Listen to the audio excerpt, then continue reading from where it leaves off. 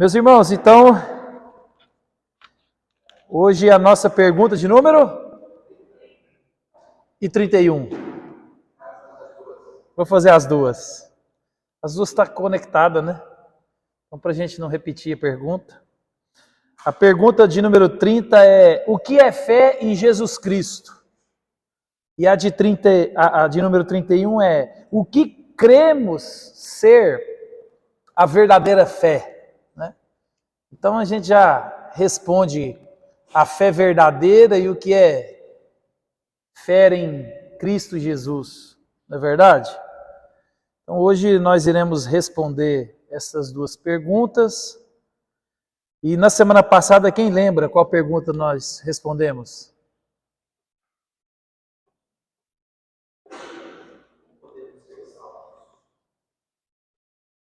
Cola aí não, né? Se não tiver um esboço, né? Ai, ai.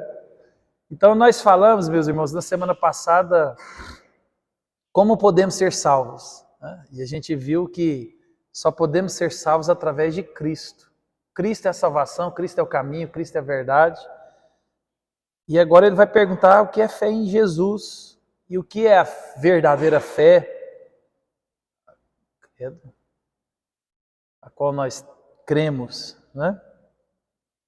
Então, por isso que eu resolvi fazer as duas perguntas, porque elas tocam no mesmo assunto e a gente ganha mais tempo, né? Mas é interessante, meus irmãos, que nós podemos observar na nossa vida, dentro da igreja, no modo geral do cristianismo, é que com muita frequência nós vemos pessoas que creem em Jesus, que diz ter fé em Jesus. A gente também falou um pouco sobre isso, mas muitas vezes a fé que a pessoa diz crer, ela não concorda com a vida. A gente poderia dizer que é uma fé que não é autêntica, né? A gente estava até conversando ontem, né? Estava falando com o Kelvin, como a nossa geração, essa é uma geração sem temor de Deus, né?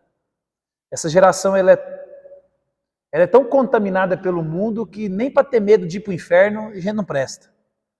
Né? Você fala, por exemplo, para o Peterson que existe um inferno, que existe um diabo, para os meninos aqui, eles dormem.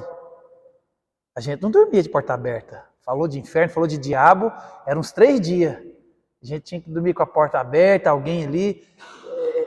Tá certo que a gente tinha muita bobeira na cabeça, né? Muita coisa que não era verdade. Mas o fato que eu queria trazer para nós é a questão do temor.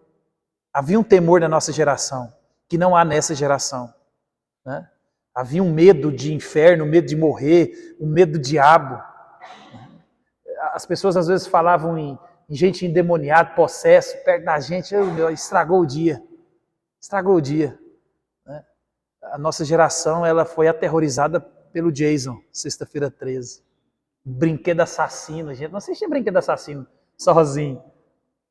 Porque assim, a gente tinha esse temor, esse medo mesmo do oculto, daquilo que a gente não conhecia. Essa geração não tem. Então, e é muito natural essa geração dizer que crê, que tem fé, mas parece que a fé não alinha com a realidade que a Bíblia mostra sobre o que é fé. Então, a gente vai falar sobre essas perguntas aqui, porque elas são complementares. Né? E nós vimos que ter fé em Jesus, meus irmãos, implica em algumas coisas. Implica em crer, implica em confessar, e o mais importante, que é viver. Lembra? O Evangelho, ele é prático. A nossa fé, ela é evidente aos olhos das pessoas. Por isso que nós somos sal, nós somos luz. Por isso que Jesus fala que a nossa luz, quando ela brilha, ela evidencia o nosso Deus. Então, a fé, como a gente já disse alguns dias atrás, ela não é um pensamento positivo, a fé na fé, cruzar os dedos e pensar em algo que você queira e o universo traz. Não tem nada a ver com isso. Tem mais a ver com a vida, a verdadeira crença e confessar esse negócio, né? E isso tudo nós devemos prestar bem atenção se a nossa vida ela demonstra esse crer, esse confessar e esse viver nessas declarações universais do cristianismo. O cristianismo existe algumas coisas que são imexíveis, inegociáveis, né? E essas coisas nós devemos ter convicção e crer nelas a ponto de se precisar morrermos por ela, né? Então ele vai perguntar o que é fé em Jesus Cristo. Alguém quer dar um palpite?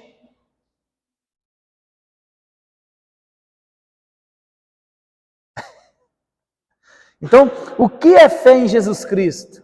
Ele responde assim no catecismo: fé em Jesus Cristo é reconhecer a verdade de tudo que Deus revelou em sua palavra. Ele já vai dando pista para nós. Então, fé em Jesus é reconhecer a verdade daquilo que ele já registrou na palavra. Então, é reconhecer, confiar nele, recebê-lo e descansar somente nele para a salvação que nos é oferecida pelo Evangelho. Essa é a nossa crença. Ela é palpável. Ela tem um documento, ela tem um objeto de fé, ela tem um Deus, uma pessoa, é Jesus, a sua palavra. Então nós não cremos a fé da fé no pensamento positivo, né? A gente ouve as pessoas falando: eu sou uma pessoa de muita fé. Fé em quê? Não, sou uma pessoa de muita fé. Sou uma pessoa muito religiosa. É que você crê em quê? Né? Essa semana mesmo a gente estava... Uma mulher perguntou se lá na mesa, né, Tata? Não sei se a Tata prestou atenção. Ela perguntou se a gente acreditava em santo. Aí eu falei: uai. Eu falei: não, a gente acredita na Bíblia mesmo, que a Bíblia diz. Aí eu fiz algumas perguntas para ela sobre a igreja dela, ela não soube me responder. Nenhuma pergunta. E olha que eu não perguntei nada da Bíblia, né? Só perguntei da igreja. Sua igreja é o quê? Da onde? É uma crente. Ou diz ser crente. E não consegue identificar a igreja. Não consegue falar: não, nós somos da Cristã Evangélica do Brasil, estamos aqui há 121 anos, né? Somos da denominação, nossa sede está em Goiás, aqui no Mato Grosso nós temos tantas igrejas. Não conseguiu falar isso para mim. A única coisa que ela conseguiu falar é que a igreja é congregacional. Aí eu não sei se essa é a congregacional ou a outra congregacional que eu conheço, se é a congregacional, a congregação cristã. E eu falei: meu Deus, é a realidade. Então, quando a gente olha para essas confissões, isso mostra o coração. É uma pessoa que só está seguindo um protocolo, mas não conhece. Jonathan Edwards, ele comentando o catecismo, ele dá uma definição de fé que justifica. Ele vai dizer assim, ó: fé é a alma abraçar inteiramente a revelação de Jesus Cristo como nosso Salvador. Essa é a fé. Observa que toda vez que o catecismo, a Bíblia, ela vai falar de fé, ela está sempre linkando a fé a Cristo, ao objeto da fé. Lembra-se que a gente falou isso semana passada: quem salva? A fé não salva. Quem salva é Cristo. A fé é o veículo que nos leva a Cristo. Por isso que a gente tem que acabar com essa ideia de fé na fé, pensamento positivo, né? Lança o pensamento aí no universo, o universo traz. Isso é coisa de coach. Vai não que é fria. Então, a Bíblia linka a fé sempre a Cristo, ao nosso Deus. E aqui, ó, é abraçar inteiramente. Pensa, agarrar inteiramente a Cristo Jesus como nosso Salvador. Por isso que Gálatas 2:20, ele vai dizer que logo já não sou eu quem vive, mas Cristo vive em mim. E esse viver que agora tenho na carne, vivo pela fé no Filho de Deus que me amou e a si mesmo se entregou por mim. Então, meus irmãos, a fé em Cristo Jesus é você olhar para a Bíblia e tudo que ela diz. Tem uma regra de fé clara, objetiva para nós. Fé em Jesus, ela é algo mais amplo do que simplesmente você dizer, não, eu concordo, eu acredito. Porque quando a gente parte para a vida vivida, parece que aquilo que a gente declarou não é verbalizado, não é evidenciado na vida. Né? O batismo, por exemplo, a gente leva a pessoa a falar, você crê em Cristo Jesus como seu único, suficiente Salvador? Você se arrependeu de seus pecados? Você entende? E a pessoa repete. A gente batiza. Mas aí está cheio de gente que batizou e parece que aquela confissão só ficou ali na piscina, ou no rio, né? Eu espero que conosco não seja assim. Que o nosso batismo seja de fato o morrer com Cristo e viver com Cristo. Então, meus irmãos, a fé é você olhar para as Escrituras e confiar. E confiar nas Escrituras entra naquela parte de coisas fáceis de entender e difíceis de viver, né? Porque confiar quando está tudo bem é muito fácil. É muito tranquilo. A gente está todo mundo saudável, está todo mundo com emprego, está todo mundo com salário, aparentemente está todo mundo bem. Então confiar nessas circunstâncias é muito tranquilo. Viver a fé quando está tudo tranquilo, mas e quando Deus ele mexe na nossa vontade, ele mexe nos nossos sonhos, nos nossos projetos? É aí que a gente vê quem confia.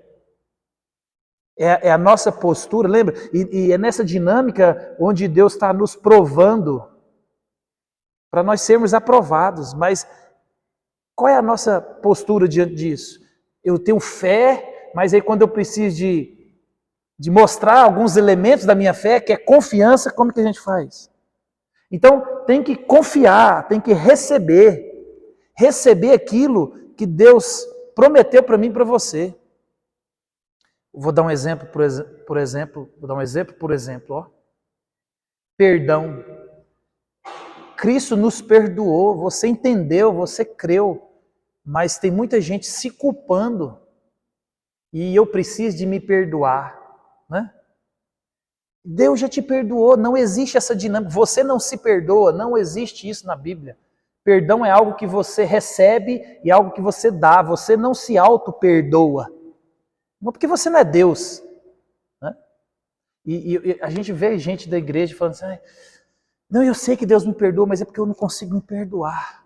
Não, então você não entendeu. Então, é receber, é apropriar daquilo que Deus fez. Isso é a verdadeira fé em Cristo Jesus. É descansar. Tá ligado em confiar, mas confiar e descansar está ligado, mas na prática é um pouco diferente. Né?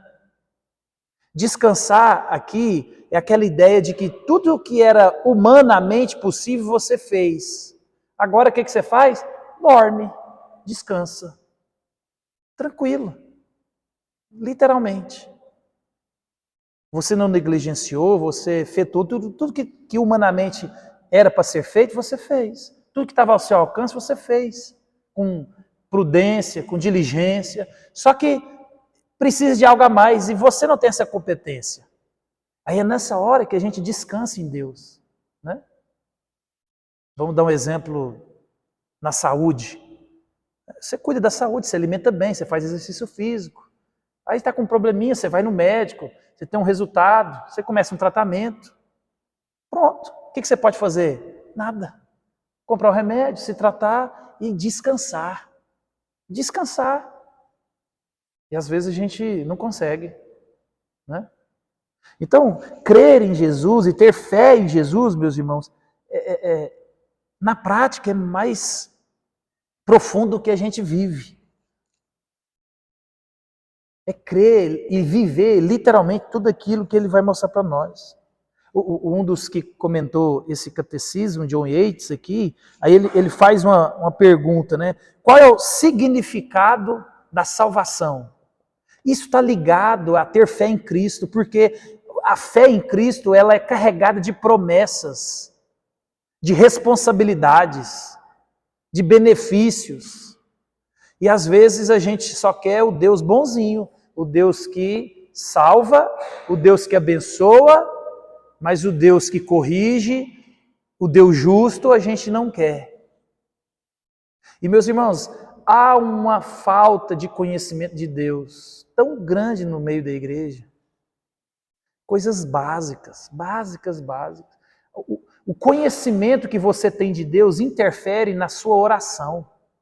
O jeito que você ora, como que você pede, como que você se porta na oração, mostra o seu conhecimento de Deus. Tem gente, por exemplo, na oração, ele não consegue trabalhar a trindade na oração. A gente vê isso. Ele não sabe quem é quem. Ele não sabe para quem ele ora, para quem ele pede, para quem faz. E é conhecimento de Deus. Por isso, meus irmãos, que conhecer a Deus exige de nós alguns elementos. Essa fé, ela tem que produzir em nós também esse interesse. Eu não sei se eu já disse isso, mas orar e ler a Bíblia são coisas fundamentais ao cristianismo. Não existe a ideia de que uma coisa mais importante que a outra. Não é. O Tozer vai falar sobre a asa do passarinho. Qual é mais importante, a asa esquerda ou a asa direita? Né? Só que, observa na prática, quem conhece muito, lê muito e se dedica, ora bem. E ora. O inverso às vezes não é verdade. Porque às vezes a gente fica apegado no misticismo e não conhece esse Deus. E a gente às vezes ora pedindo aquilo que Deus já nos deu, aquilo que já está disponível para mim e para você. Por exemplo, o perdão. Quantas vezes a gente ora 300 miliquetragésimas de vezes por uma coisa que a gente já pediu perdão, se arrependeu e você fica... Ou seja, faltou o conhecimento de Deus aqui. Deus perdoou, para que ficar? Essas coisas, meus irmãos. Então, ele vai perguntar o que significa salvação, e ele responde. A salvação, fé em Jesus, significa estar seguro. Estar seguro. Nós vivemos num tempo difícil, onde o pai e a mãe precisam de trabalhar para o mínimo, para o básico da casa hoje. É uma realidade mundial, não é uma realidade local mais. Qualquer lugar é assim.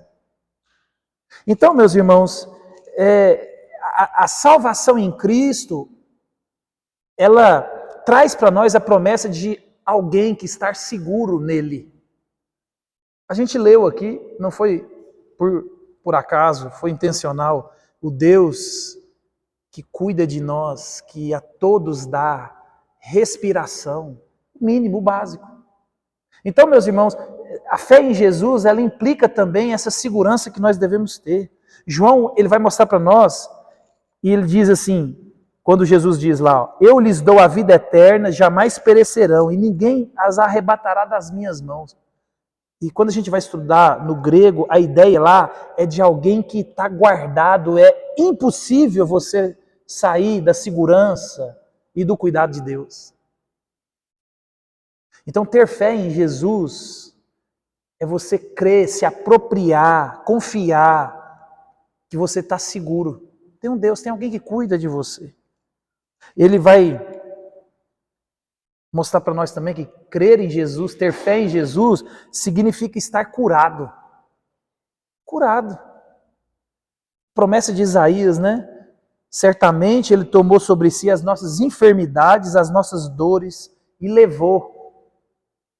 Nós o reputávamos por aflito, ferido de Deus e oprimido, mas ele foi traspassado pelas nossas transgressões e moído pelas nossas iniquidades.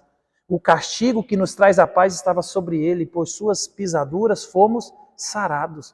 Você foi curado do pecado, do trauma. Cristo é a segurança, Cristo é a cura. Ele levou toda a carga, todo o pecado, toda a maldade, tudo aquilo, para que eu e você descansemos nele. E às vezes a gente diz, eu creio, eu tenho fé, mas nós não nos apropriamos das promessas reais, que é a segurança, que é a cura que nós temos em Deus. Então, a salvação significa também estar perdoado. Repetindo aquilo que eu disse agora há pouco. Muitas pessoas estão atrás do auto-perdão. Não existe essa dinâmica. Você ofendeu a Deus. Se você se arrependeu, pediu perdão, o que João vai mostrar para nós? Se confessarmos os nossos pecados, Ele é fiel e justo para nos perdoar os pecados e purificar de toda injustiça. Isso é promessa. Isso é agarra. É aquilo que a fé é abraçar. É aqui, ó. Cristo é a minha segurança, Cristo é a minha cura, Cristo é o meu perdão. A salvação significa, além disso tudo, ser adotado. Nos predestinou para a adoção de filhos por meio de Jesus Cristo. Meus irmãos, a gente precisa de refletir mais sobre quem nós somos em Cristo. Você é a família de Deus. A dinâmica durante os tempos na igreja foi ensinada assim, ó, você é crente, então você não pode sofrer. Você é crente, então você não pode passar problema, dificuldade. Não é assim. É assim, ó, você é crente. E quando você sofrer, lembre-se, quem você é. Você é alguém que foi perdoado. Você é alguém que foi curado. Você é alguém que foi justificado. Você é alguém que foi adotado. Você é alguém que está seguro em Cristo. Cristo, ele nunca falou, não existe isso na Bíblia, ele nunca falou que a gente não ia sofrer. Ele falou que ele estaria junto com a gente no sofrimento, que é totalmente diferente do que às vezes a gente ouviu muito aí. Então, meus irmãos, eu gosto um pouco da teologia do sofrimento, eu gosto, me fortalece, porque a igreja não está acostumada. A teologia do sofrimento parece que ela é desconfortável. Mas é no sofrimento, é na provação, é na hora que Deus está mexendo no fundo da piscina, naquela piscina que está tão branquinha, mas lá no fundo tem uma sujeira, e quando Deus resolve mexer, é aí que a conversão, a fé em Cristo, ela vai saltar. Porque se ela estiver dentro do coração, ela vai saltar para fora. Em atitude, em palavras.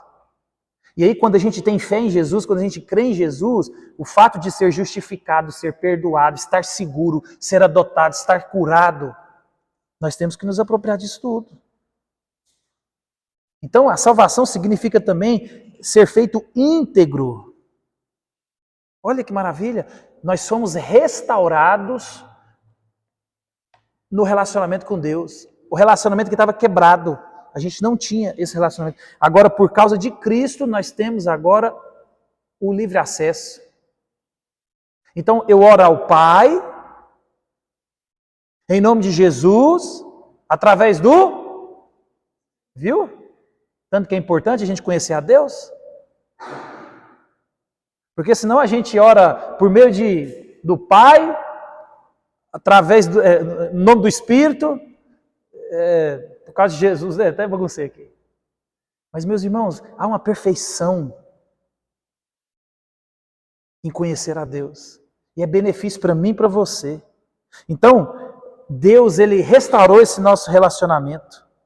Ele vai dizer lá em 1 João 3,1, vede que grande amor nos tem concedido o Pai, a ponto de sermos chamados filhos de Deus. E de fato, somos filhos de Deus. Por essa razão, o mundo não nos conhece, porquanto não conheceu Ele mesmo. Meu irmão, o dia que você estiver triste, vontade de sumir, lembra quem você é em Cristo. Você é filho de Deus. Tudo que você precisa saber. Você tem um Deus que guarda, um Deus que tá cuidando. Ah, Senhor, mas eu não estou entendendo. Tem uns negócios aqui que está acontecendo, estou com medo, Você é filho de Deus. Sua vida está guardada nas mãos do Criador, daquele que fez os céus e a terra, que controla todas as coisas. Ele controla todos os fenômenos naturais. Eu acho que a gente comentou sobre a igreja lá nos Estados Unidos, de um pastor que falou mal da Bíblia. Ele pregou num domingo, falou mal da Bíblia. Pastor no púlpito pregou, falou mal da Bíblia, que a Bíblia tem mentira, que a Bíblia... Ele falou mal pra caramba da Bíblia. Na outra semana caiu um raio na igreja, meus irmãos, queimou a igreja, que virou só cinza.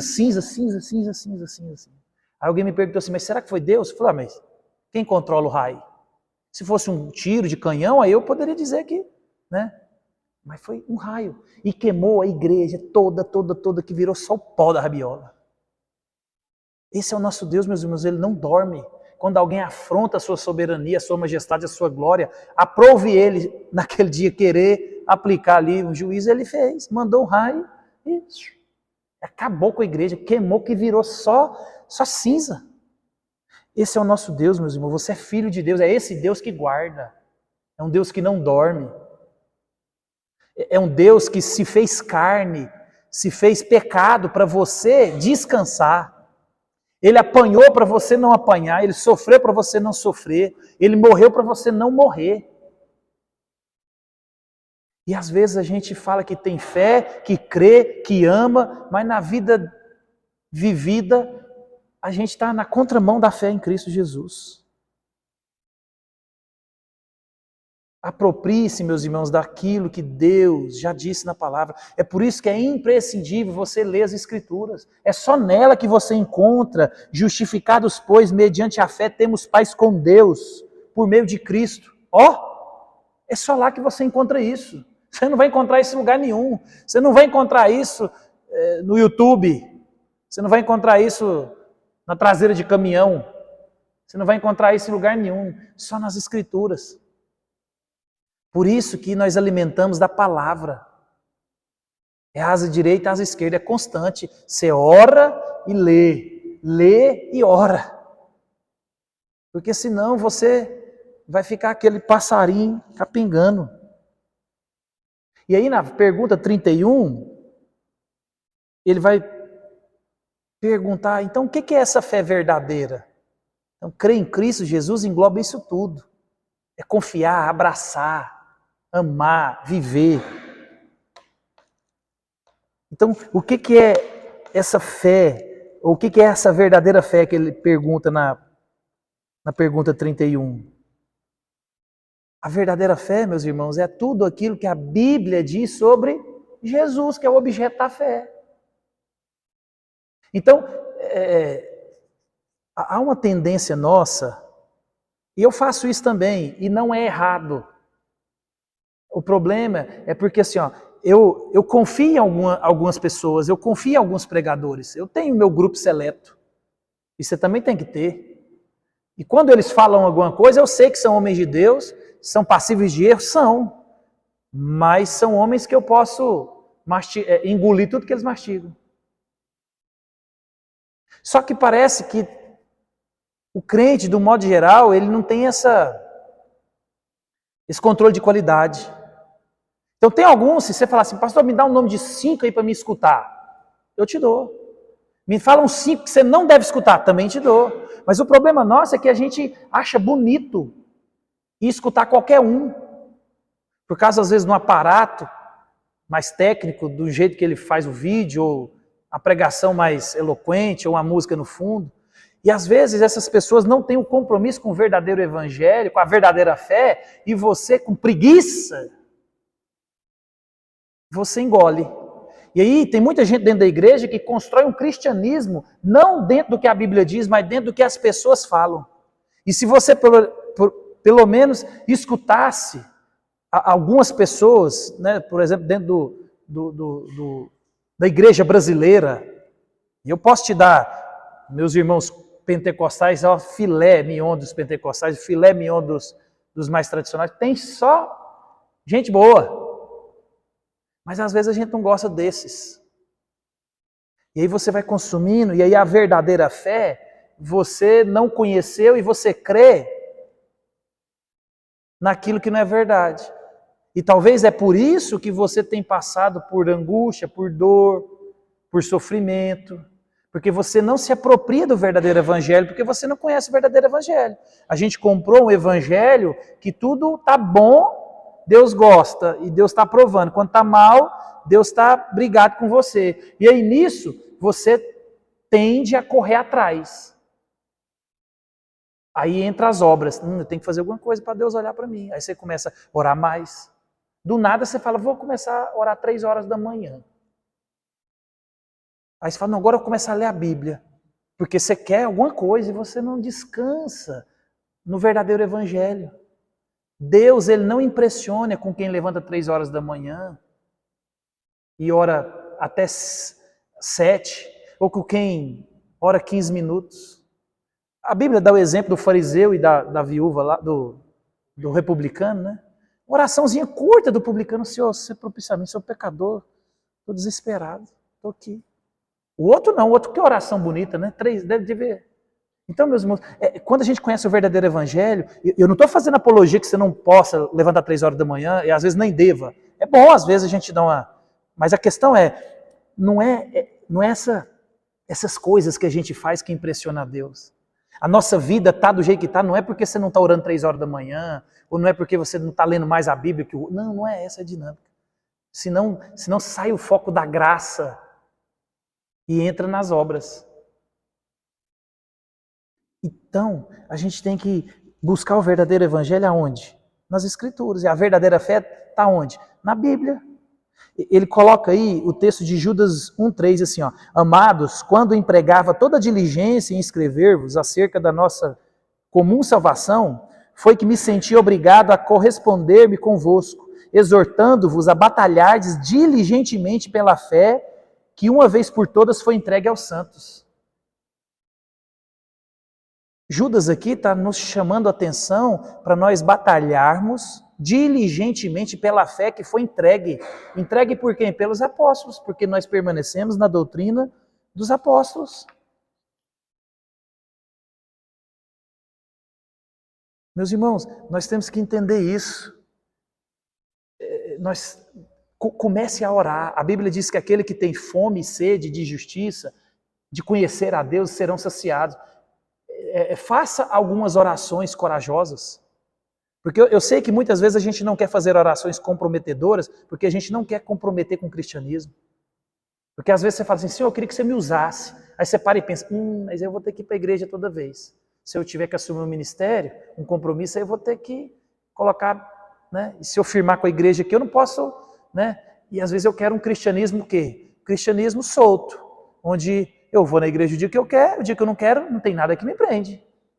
E às vezes a gente deixa de fazer orações mais desafiadoras, Senhor, e de nos comprometermos com o evangelho, porque a gente não quer nos comprometer. Mas faça, Senhor, produz em mim sede, vontade de ler. Lembra, o fruto é do Espírito, não é seu. Lembra, você está inclinado para o pecado. A sua vontade é correr da Bíblia. A vontade do Espírito é que você corra para dentro da Bíblia. Então, nós temos que aprender e conhecer a verdadeira fé, o verdadeiro evangelho, para que a gente comece a orar, para que o próprio Espírito que intercede por mim, por você, que nos capacita, que faz tudo por mim, por você, que age em nós, por meio de nós e através de nós, a gente comece a perceber e colocar à disposição do Senhor. A gente tem que ter essa percepção. Então, a verdadeira fé a gente só encontra nas Escrituras. E aqui ele traz o credo apostólico. O credo apostólico, ele compacta a fé verdadeira, o verdadeiro evangelho. E eu não vou nem arriscar perguntar quem sabe o credo apostólico. Aí foi uma boa católica. Então, o credo apostólico, meus irmãos, ele é o profundo da teologia, que eu e você devemos constantemente, né, tem até eu aprendi o credo apostólico, tem um cantor crente, muito bom, as músicas dele, ele musicalizou, musicalizou o que chama? O credo apostólico, chama João Alexandre. Ó, filé. Eu aprendi o credo apostólico com ele. Eu colocava todo dia para os meninos, a gente ia para a escola escutando o credo apostólico. Voltava escutando o credo apostólico. E ia. Aí a gente, né, todo dia escutando. Mas é carregado, aquilo é o fino da teologia, aquilo que eu e você precisamos de crer, conhecer. E ele vai dizer assim, ó, cremos em Deus Pai, Todo-Poderoso, Criador dos céus e da terra, creio em Jesus Cristo, seu Filho unigênito, nosso Senhor, que foi concebido pelo Espírito Santo, nascido da Virgem Maria, padeceu sob Pôncio Pilatos, foi crucificado, morto e sepultado. Desceu ao Hades, no terceiro dia ressuscitou da morte, ascendeu ao céu e está assentado à destra de Deus, Pai Todo-Poderoso, de onde virá para julgar os vivos e os mortos. Cremos no Espírito Santo, na Santa Igreja cristã, na comunhão dos santos, no perdão dos pecados, na ressurreição do corpo e na vida eterna. Ó, esse é o evangelho compactado. Se você começar a estudar e decorar o credo apostólico, você vai ter o evangelho fino aqui. Alguém um dia perguntar para você, o que você crê? Está aqui, ó, credo apostólico. E você percebe que o credo apostólico, ele é dividido aqui em 3 partes. E essa confissão aqui, ele é chamado credo apostólico, não é porque foi os apóstolos que deram. Né? O credo apostólico, ele começou a ser construído a partir do 2º século na igreja. Ele é um credo apostólico porque ele é a partir da doutrina dos apóstolos. É um resumo daquilo que os apóstolos ensinavam. Então, esse credo, ele permeia a igreja durante todo o tempo. Então, ele é dividido, meus irmãos, em 3 partes. Eu não vou entrar em detalhes dele aqui não, porque ele é muito longo. Aqui dava para a gente ter umas 80 aulas aqui do credo. Só cada linha do credo apostólico dava para a gente ficar aqui semana. O catecismo de Heidelberg mesmo, ele gasta umas 10 perguntas só no credo apostólico. Mas ele é dividido, a gente vê, ele vai tratar de Deus Pai, porque Deus Pai é a nossa salvação. Efésios vai dizer que Deus nos predestinou antes da fundação do mundo. Então, ele é dividido em 3 partes, sendo a primeira Deus Pai, quem efetua, quem escolhe, quem salva.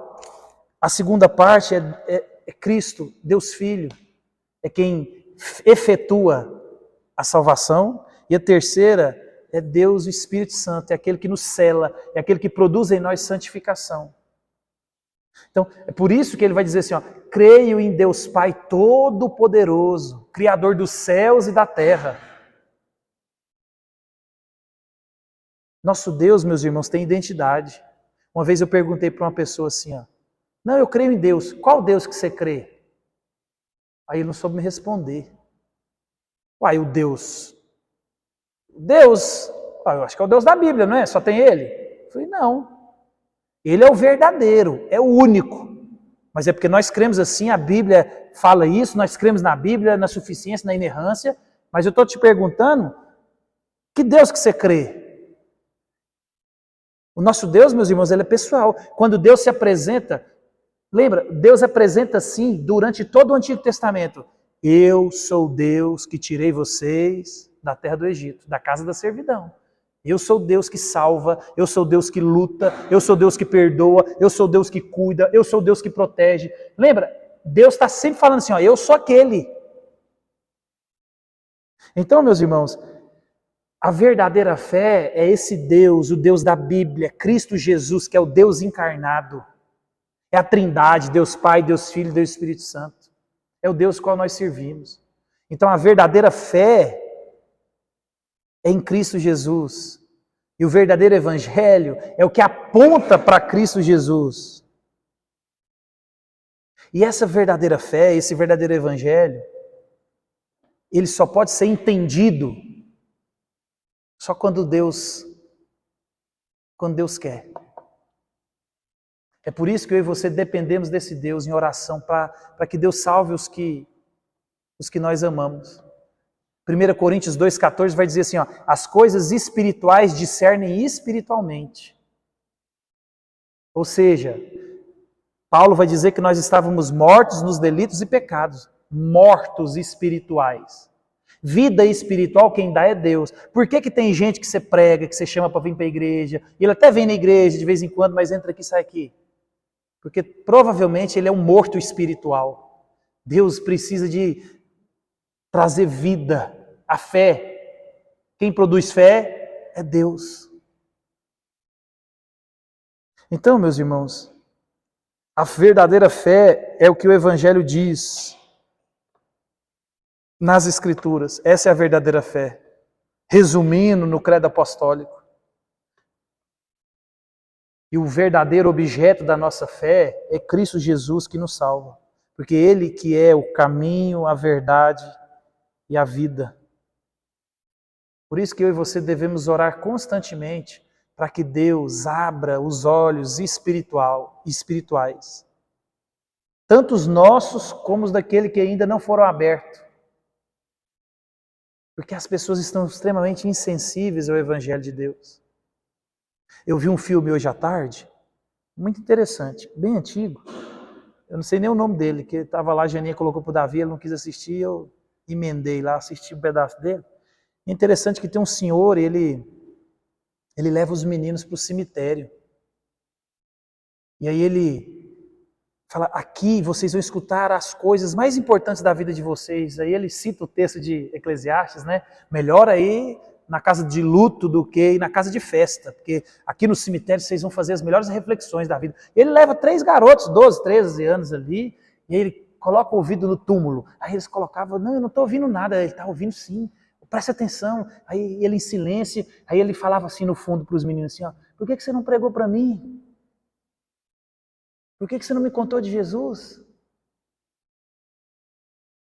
Então, meus irmãos, quantas pessoas que nós conhecemos, que são cegas espirituais, e nós sabemos que é Cristo quem produz vida, é Deus quem salva, e nós não estamos gastando o nosso tempo pedindo para que o Senhor salve.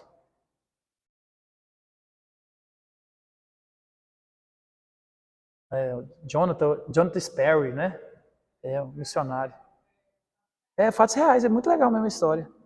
Tanto é que esse grupo de meninos que ele evangelizou, um é pastor e o outro é dono de rádio evangélica, pregador também.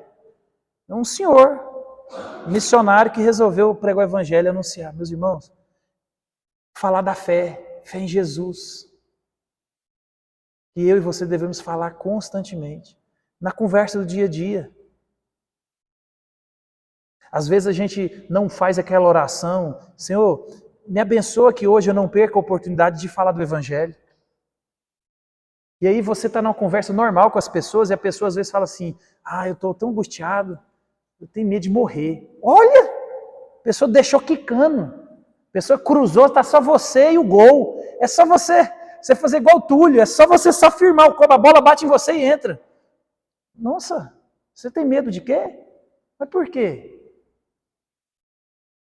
Você já ouviu falar de Cristo? Aí deixa Deus te usar, meu irmão. Você não precisa de nenhuma técnica assim, não. Por isso que a gente vive o cristianismo. Fala do que Jesus fez na sua vida. Fala daquilo que Jesus produziu na sua vida. Só que às vezes a gente está tão desatento e as pessoas estão falando com a gente, nossa, eu tenho medo de ficar velho. Por que você tem medo de ficar velho? Nossa, eu estou ansioso. A gente escuta muito isso. Nossa, eu estou ansioso, estou preocupado. Mas por que você está preocupado? Você está entendendo? Abre uma janela para a gente... Faz uma simples pergunta. Né? Aprenda a fazer perguntas que ele não responde com 5 não. Os psicólogos já vão te ensinar a primeira técnica. Nunca faça pergunta que a pessoa responde sim ou não. Porque senão você não extrai nada. Então, por que você está angustiado? Ele não fala assim, sim ou não, né? Não, estou angustiado porque... Às vezes você vai entender que ele não quer falar para você, mas ele vai sambar para falar. E nessa hora, meus irmãos, é ali, às vezes o Espírito quebra e você entra. Ou então, pelo menos, você dá a primeira marretada e racha. E outro encontro você... Mas o fato, meus irmãos, que o verdadeiro evangelho é o que a Bíblia diz. O verdadeiro evangelho é aquele que aponta Cristo como Salvador. E a fé verdadeira é em Cristo Jesus. E nós devemos confiar, crer, nos apropriar disso. Conheça mais o Deus que te salvou. Conheça mais. Não perca a oportunidade de conhecer o Senhor. Eu já dei a dica para vocês aqui, ó. Escolha um livro da Bíblia e mora dentro dele. Mora dentro dele. Até você entender, fala, Senhor, me ensina esse negócio aqui e mora dentro desse livro. Começa pelos curtinhos. Começa pelos livros curtinhos. Entendeu? Vai lá para o livro do Antigo Testamento, o livro de Jonas, Abacuque, pequenininho. Aí no Novo Testamento você vai para Timóteo, Colossenses, Filemão. Filemão é muito bom, Filemão. Pequenininho, mora dentro daquele livro até você entender. Senhor, o Espírito Santo que me ajudou, que escreveu, nós dois aqui agora. E você lê até a luz acender na sua cabeça. Isso é a fé verdadeira, é crer, confiar e buscar esse nosso Deus, meus irmãos. Só existe um caminho, é Cristo Jesus. Só existe uma fé verdadeira, é a fé que aponta para Jesus. Só existe um evangelho verdadeiro, é o que está escrito nas Escrituras Sagradas. Não há outro. Não há outro. Amém? Vamos levantar?